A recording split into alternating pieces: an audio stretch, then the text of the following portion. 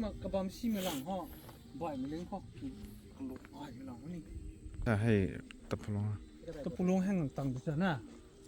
ให้กระตุนเต่าเรียงเท่าว่ามันกันเด้อจ้ะ ตังง่ายตะปูลงอ่ะ ตั้งแต่ ตังอ่ะมันสิเนี่ยขนมมันถ่ายลงร้วนไม่ให้ตังอ่ะจริงตังอ่ะถ้าไรเขานำทันไม่ด้วยเราเนี่ยบ่มให้ตัวนี้นี่แปลเราไว้ด้วยลูกก็มาไว้เนี่ยบอกสั่งให้จบลูกแล้วก็ให้แบบทิ้งมองให้หนูผมตัวถ่วนนะฟาสเต้ไฟเดย์สตาร์เดย์เขาอะไรด้วยกันนี่หรอไปก็ตาม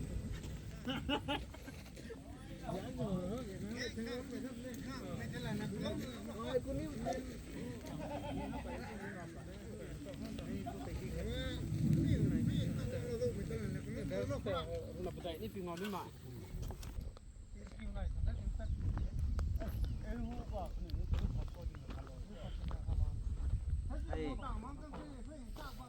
นี่กระเป๋า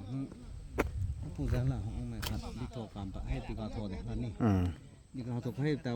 กาลาร์นายดิไงให้แต่ลงปองลาวไปหน่วยแต่นี่หน่วยแต่นี่ แล้วปอดได้ก่อนสิ ปอดเลยร้อยนี่นะเล่งอะไรสูงปอกนี่เหรอบิดซ่า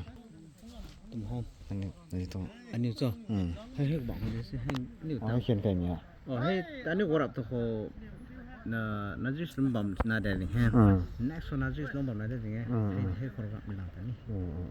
นี่สั่งกันต่อ ให้คนตาอย่างบางนายเป็นนี่สิอย่างบางทางกัน ก็โทรให้ไก่บิดซ่า กันหลงกัน